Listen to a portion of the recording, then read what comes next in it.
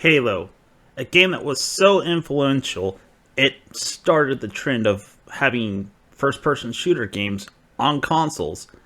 Yes, there was GoldenEye and Perfect Dark, but Halo more or less cemented that yes, first person shooter games could work on consoles and be very popular.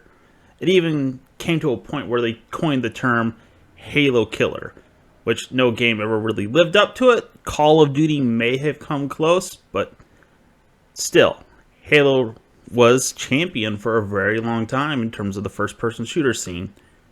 Except for maybe in terms of its multiplayer, but campaign wise, you couldn't beat it. So let's just cut to the chase. The problem started when Bungie separated from Microsoft and left Halo in the hands of 343 Studios. Although considering what I've seen with Destiny, it probably wouldn't have fared much better. I digress. Let's face it, after Halo 3, you were starting to see a decline on returns with each Halo. Reach was good, yes, so was ODST, but it didn't soar to the same numbers as Halo 3 did. On top of that, with the way the story was ended, where were they gonna go? I mean, yes, they could rescue Master Chief in some shape or form, which they did, but the Covenant was beaten.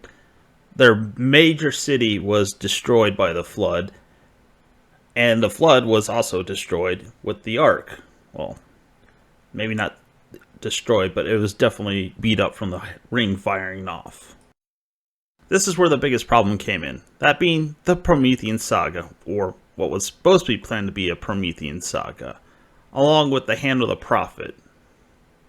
It seems that they were desperate to try and keep that trio of parties in conflict with each other, with the Hand of the Prophet taking over for the Covenant, and the Prometheans taking over for the Flood.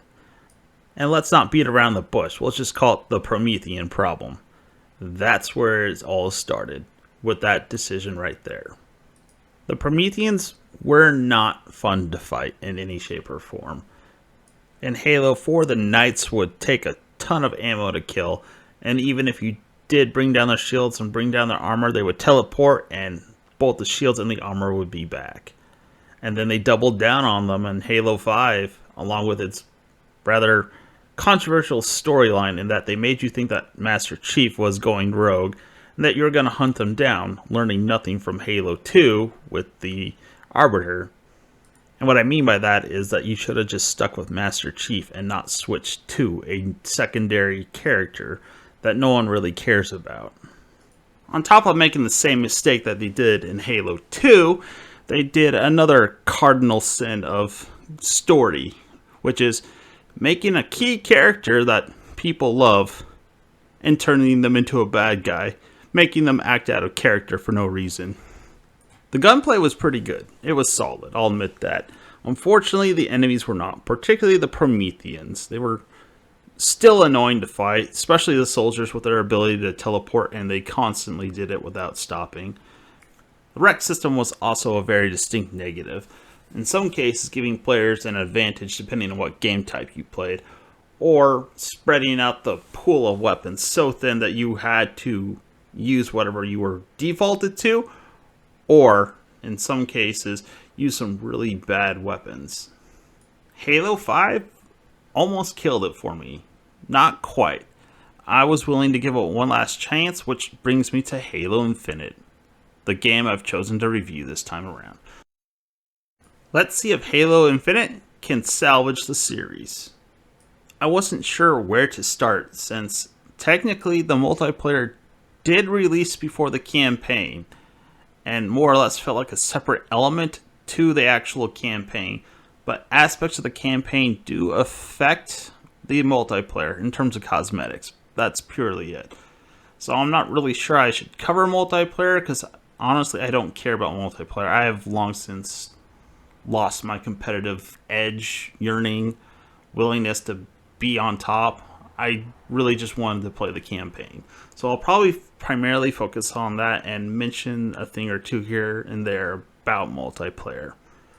So the campaign does start out strong with a very beautiful looking cinematic scene of the USS Infinte being attacked by the Banished, the new sort of bad guys in the galaxy. They're basically a substitute, or not so much a substitute, they're replacements for the Covenant at this point. It ends in a fight between Atriox and Master Chief himself, the bad guy from Halo Wars 2, which is a bit confusing because they're making them out to be bigger and badder than the Covenant, but they kind of lost in Halo Wars 2, so I'm trying to figure out how they're going to retcon that. Master Chief is also thrown from the Infinity, and then fast forwarding 6 months later, which I'm not entirely sure how Master Chief survived for 6 months even in his suit, but he is rescued by a civilian pilot in a Pelican. And this is where the campaign more or less starts. So the whole problem with this is that there's huge gaps of time and events that I'm missing from Halo 5 to Halo Infinite on top of that whole 6-month period, which I'm hoping they didn't fill in somehow with alternate media like books or comics or even some kind of web series of some kind. I haven't looked, and I'm not really going to bother looking. But if they did, it's kind of a bad idea. I mean, they've done it in the past, and it's shown to be a bad idea. On top of that, with the way the story's going, I know they were sort of painted into a corner after Halo 5's story, and Halo 4 to some degree. This is kind of a semi-bad start. I don't want to dwell on the story too much, especially after my Final Fantasy VII Remake review. That went a little too long because I went too far into the story. But I think I do need to mention the highlights throughout the story as we go through the review. So after the pilot gives Master Chief his test to see if his sensors are working correct, where he looks and makes sure the light changes green, which has been there since the first Halo, it goes to a cutscene of Master Chief flying through space with just one bullet in his gun and eventually grabbing an assault rifle and more ammo while boarding a banished ship that's trying to grab the Pelican, which we find out later it's to scrap it for parts. Once you gain control of Master Chief, they waste no time introducing a new mechanic for the game. Yes, they did keep more or less the movement from Halo 5, which includes ledge grabbing and sprinting, which yes, I do approve of. You definitely don't want to go back to the original Halos sort of 2000 late 90s movement where it was super slow in comparison to what it is now. Anyways, so they make sure that you learn how to use the grappling hook, the brand new toy that Master Chief gets in this series. Hopefully they'll keep it in further Halos. We'll see. But as far as Halo Infinite goes, you'll be constantly using this, especially on normal or easy and maybe even heroic difficulties. When you get to Legendary, it's a bit different. You'll be using a different ability once you unlock it. But for the time being, you'll pretty much be using the grappling hook a lot. So this grappling hook is nothing new to games in general, but the way they implement it in this game, it is a ton of fun to use. So apparently when they designed the game, they took into account the grappling hook and how often they knew people were going to use it. I mean, I use it for everything, even just to cross the map at a slightly faster pace or to swing from tree to tree if I can get away with it. Grappling hooks aren't new to video games, but the way they implemented it in this game, it just makes it a ton of fun, and that's the key word, fun. Yes, in Halo 5, the only thing they really did was bring Master Chief's controls up to first-person standards, and that's about the only thing they really did in Halo 5. Here, the grappling hook is a multi-use item. You can use it to grab weapons or explosive containers, or pull yourself towards enemies, which can be a bit of a gamble. You could definitely get yourself killed if you're not careful by doing so.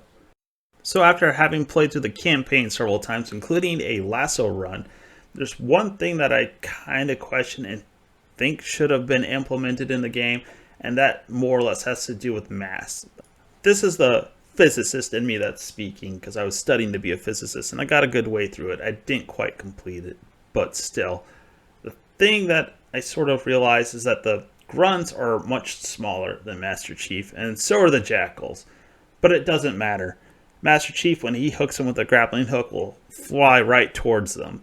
This is something they probably should have taken into consideration, is that grunts and jackals are much smaller and don't have nearly as much mass, so it wouldn't work for Master Chief to fly towards them.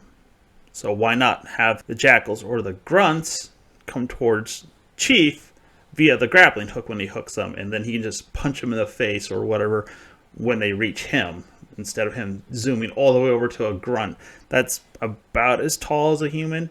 Unless these grunts are super dense, I don't know. That's my only gripe that I have with a grappling hook. Otherwise, like I said, it is a bunch of fun, and that's the key thing. It is fun. Enough about the grappling hook. Let's talk about the gunplay in the game.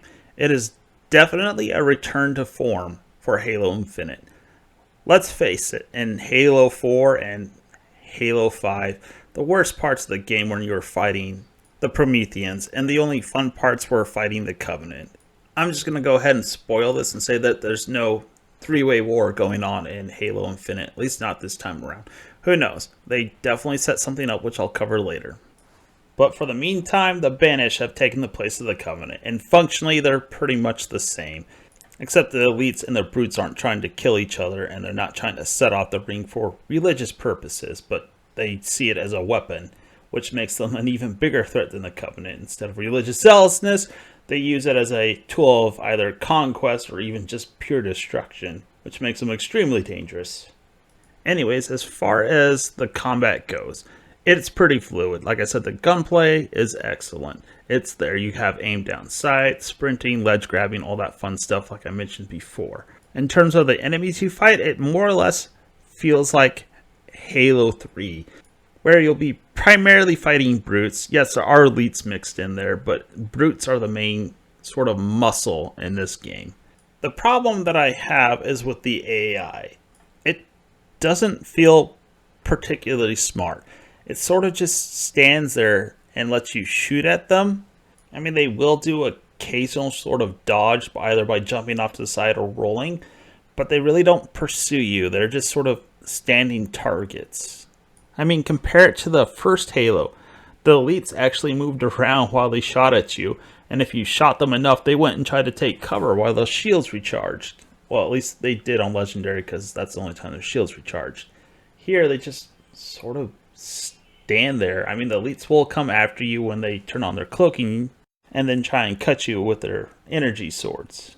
The skirmishers will actually sort of actively chase you, but unlike what's say in Halo Reach where they constantly moved around, they'll stop and take a pot shot at you. I guess the other exception to that are scripted events with the brutes in certain hallways and stuff like that, along with the brute chieftains. Otherwise, they just, like I said, they stand there. I can show you on my lasso run where they just sit there and let me shoot them with rocket launchers. Yeah, they'll do some evasion and try and step out of the way, but this sort of also leads to the other part that I have a problem. I didn't notice it at first when I was playing on normal, but when you do a lasso run, it's very much apparent that they just sort of, in order to make them harder, they made them really, really super accurate, which in general is something that a lot of companies do in order to try and increase the difficulty of their AIs, just to make them more accurate. It's lazy game design as far as I'm concerned. They did a much better job with Halo 1, where, you know, they dodged and ducked around and tried to take cover when you shot them. I really took notice after my lasso run when I just played the game on normal for kicks, in which they were making shots that I have no idea how they made them. They had weapons that had an arc to them. They were making those arcs perfectly. The only difference between Legendary and normal is the rate of fire and amount of damage the weapons do.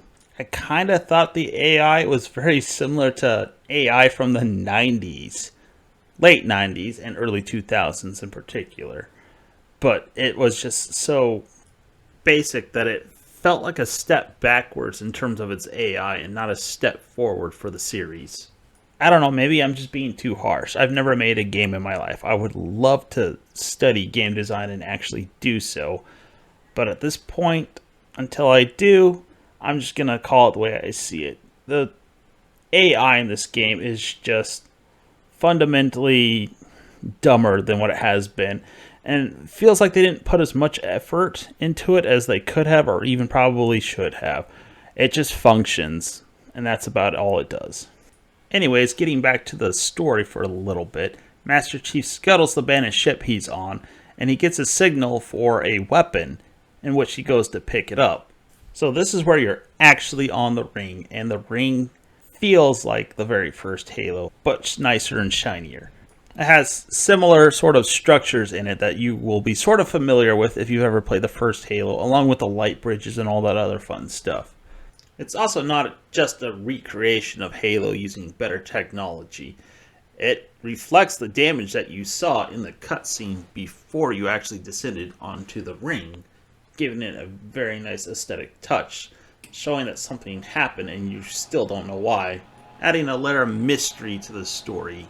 So after realizing that not having an AI sidekick was a bad idea after Halo 5, where they obviously thought that Blue Team would sort of substitute for the lack of, let's say, Cortana or any other AI, they introduced Weapon, the new AI that will be John's companion throughout the campaign.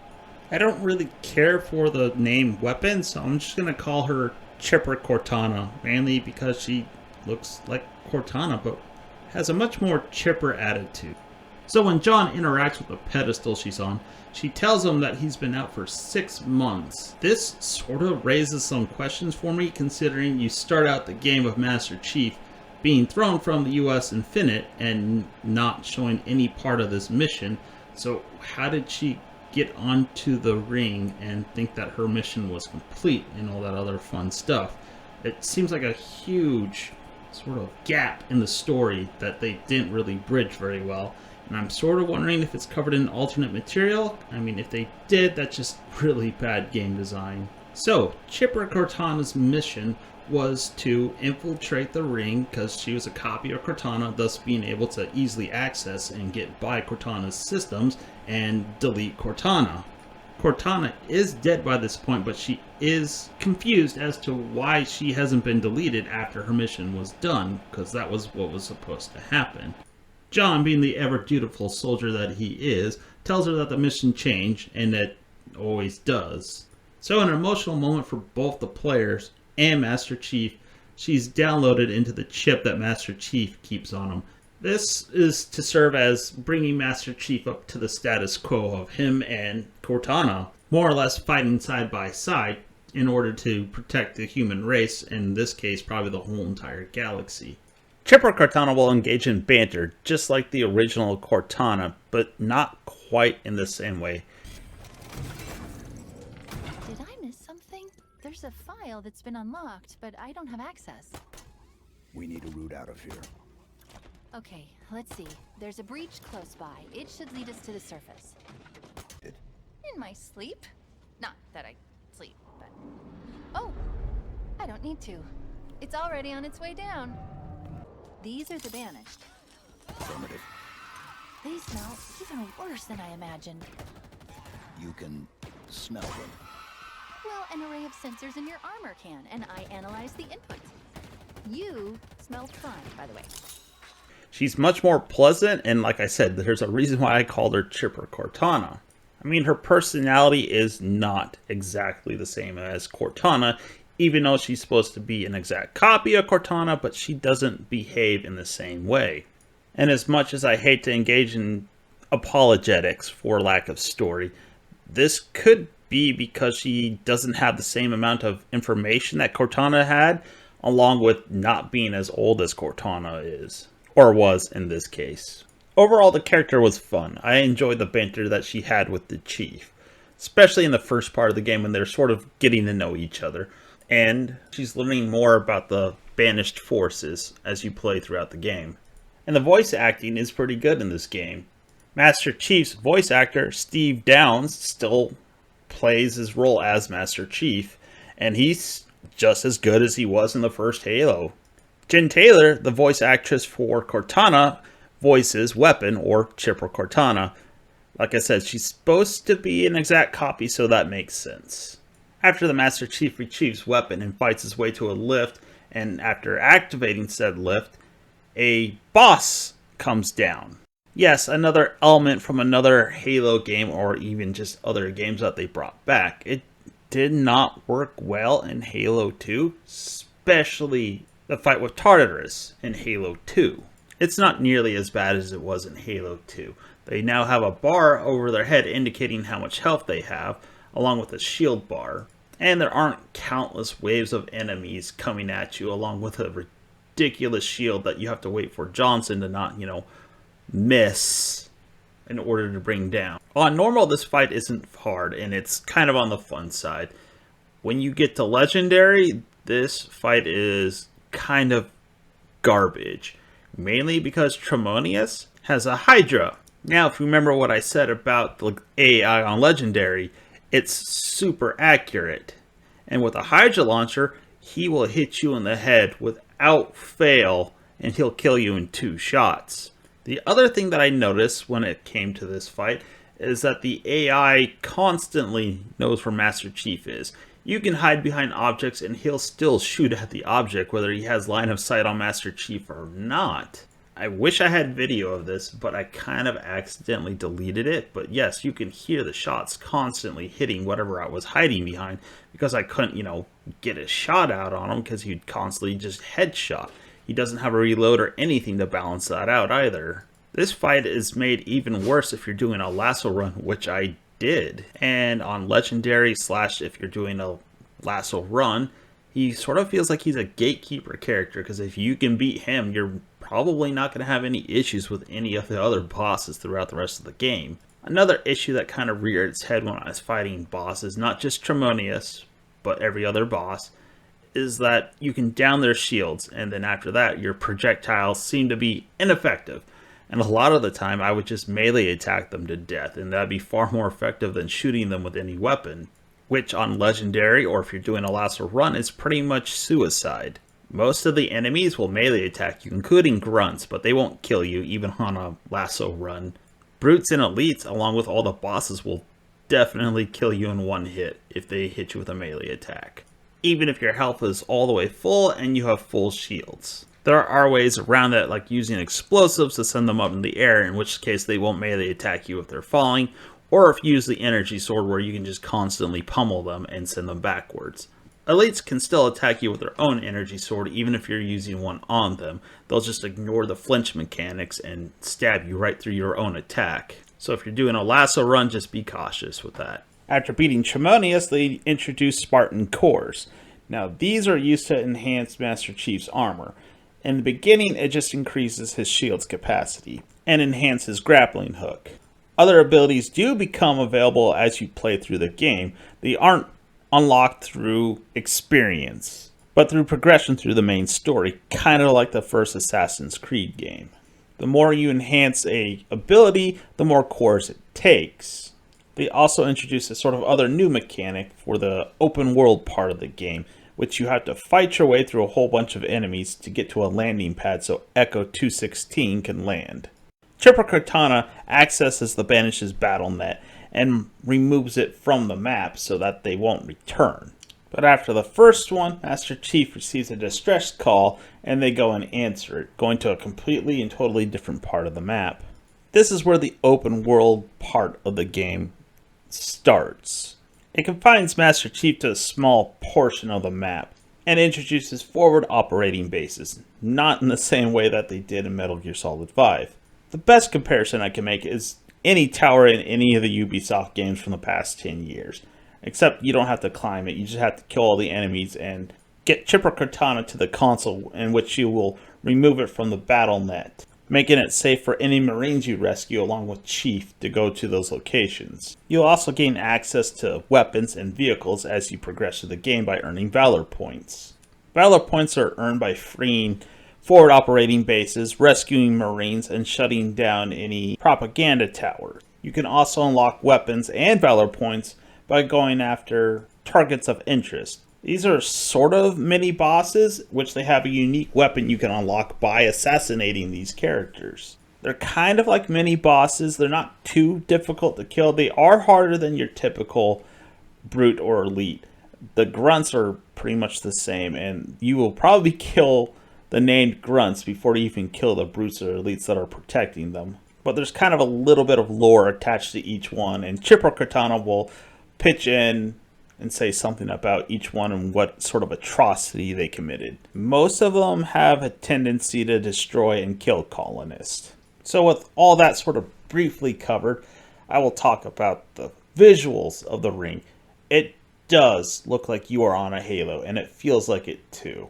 With the vast size of the ring, it sort of just opened itself up to being an open world game of sorts. The only real downfall to this is that you are on a very small chunk overall of the ring, and you don't get to explore much of it, just a section of it that's been partially destroyed, which I get because there's no way you're going to be able to build the whole entire ring. It would take too long, and there'd just be too much to explore or even do for a game that size if it took up the whole entire ring. But it felt like they could do more than what they did with the ring that they had available. The one thing I did forget to mention is that they have outposts throughout the section of the ring you do get to explore, which it mainly contains sort of a plot element to a degree, along with Spartan cores or maybe even rescuing some Marines. Most of the time it just involves blowing up a good chunk of the facility in order to sabotage the Banish's efforts on the section of the ring that you're in. Then there are other bases like the tower, which are bigger parts of the map where there's more concentration of Banish. These are more or less areas that contain major portions of the story. You leave the open world section of the ring and go through basically a linear path for the story. Now, traversing this open world area is kind of fun. Most of the time I didn't even bother with a vehicle. It was too cluttered with trees and other things, or the paths didn't take you close to your objectives. So most of the time I just went cross country, constantly using the grappling hook. It got even more fun when you use the bandana skull, which it pretty much takes the cooldown timer down to 0, so you can just constantly swing through across the ring, covering vast distances quicker than you could probably do with any of the other vehicles. And I found myself sort of doing small challenges for myself. Let's say seeing if I can not touch the ground while swinging as much as possible, trying to grapple onto anything, going from cliff sides to trees, making sure that I try and not touch the ground. It's a bit silly, but I enjoy doing that. So this brings me to the Marines. You do rescue them, like I said before, and they can join you as you go through the map, but most of the time it's kind of pointless, especially on Legendary since they die a lot.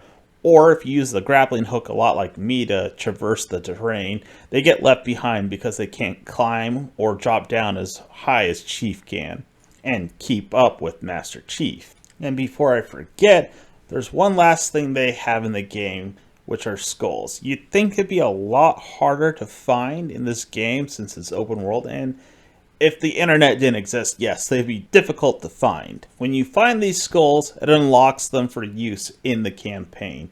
The only one I still really have a problem with is Black Eye. I don't know why they think melee attacking somebody in order to bring your shields back is a challenge. Yes, it is a challenge, but it's a very flawed challenge, and it's kind of dumb, in my opinion. Especially in a game where they will one-hit kill you anyways, shields or otherwise, especially certain enemies, particularly chieftains or even elites with swords. So I guess this is also a good place to transition to the gun combat in the game. It is good.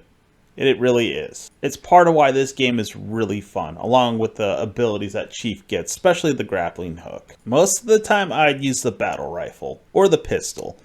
Most of the other guns aren't nearly as good since it's an open world game and you'll be engaging a lot of enemies from a long distance away, unless you're doing a lasso run, in which case I do suggest you grab an energy sword and a rocket launcher. With most of the open world mechanics more or less covered at this point, let's continue with the story. So if you made it this far into the video, thank you for watching. Please like and subscribe.